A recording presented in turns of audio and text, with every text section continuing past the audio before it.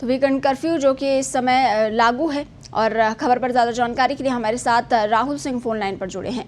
Rahul, weekend curfew लागू है, क्या कुछ अपडेट है, कैसे हालात जयपुर शहर में अभी नजर आ रहे हैं?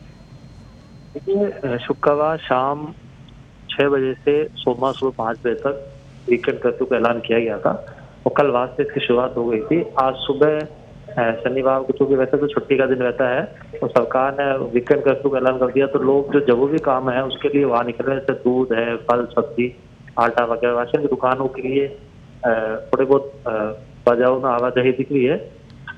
इस तरह से ट्रैफिक का प्रेशर रहता है वो नहीं दिख रहा है और लोग जो जरूरी काम है, जो सामान लेना है उनको जरूरी, उस वजह से वो बाहर निकल रहे हैं। बाकी बाजारों के अंदर थोड़ी बहुत जो वाहनों की आवाजाही वो थोड़ी बहुत है, ज्यादा वाहन नहीं है, क्योंकि दुकानें भी बंद है, राशन की दुकान या जो जरूरी सामान है उसको छोड़ के।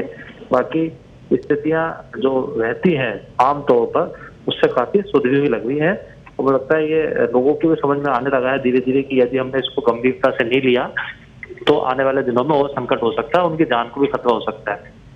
इसलिए लोग खुद भी मुझे लगता है कि समझ में है। आज पहला दिन है शनिवार वीकेंड का, कल सोमवार संडे को भी होगा, उसके बाद सोमवार सुबह 5 बजे इसका समापन होगा। हो सकता है अगर यदि मरीज बढ़ते हैं तो एक आध दिन का गैप देके इसको लंबा भी किया जा सकता है, लेकिन अभी इस बारे में फिलहाल कोई फैसला नहीं किया गया है।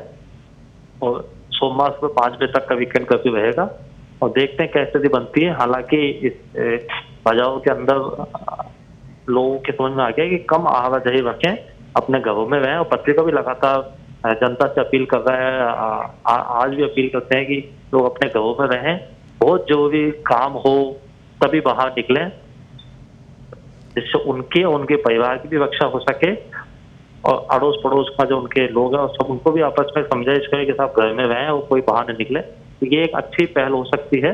अब देखना है लोग कितना आगे इसको जागरूकता से लेते हैं।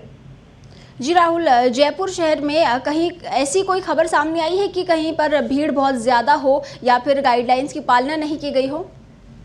देखिए, जो अभी सुबह का जो माहौल है, फल की दुकानों पर, फल सब्जी की दुकानों पर और राशन की दुकानों पर और दूध लेने वालों की थोड़ी बहुत भीड़ देखी गई है, लेकिन आमतौर पर भीड़ इस तरह से नहीं है कि लोग पूरी तरह से उमड़ रहे हों। ठीक ठाक से भीड़ है। अब जो भी सामान है आदमी लेने बाहर निकलेगा, लेकिन उसमें ये है कि वो मास्क पहन के निकले, सोशल डिस्टेंसिंग की पालना करे और 2 गज की दूरी बनाए रखे। इस कोविड गाइडलाइन की पालना से बाहर निकलना चाहिए और जो भी सामान है वो ले रहे हैं लोग बाग, लेकिन आमतौर पर इस तरह से भीड़ नहीं है कि लोग टूट के पड़ रहे हो।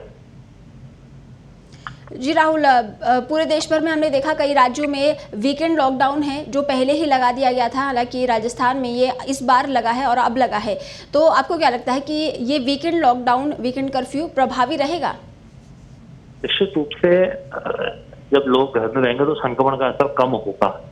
अभी पूरी तरह से लोग बाहर निकले हुए थे, गाड़ियां, लोग सब पूरी तरह से बाजारों के अंदर प्रेशर था, बाजार खुले हुए थे, तो जिस तरह से संक्रमण लगातार फैल रहा था, कल भी 7,000 से ज्यादा मरीज आए। तो जब लोग अपने घरों पर रहेंगे, बाहर नहीं निकलेंगे, तो निश्चित रूप से संक्रमण का असर कम होगा।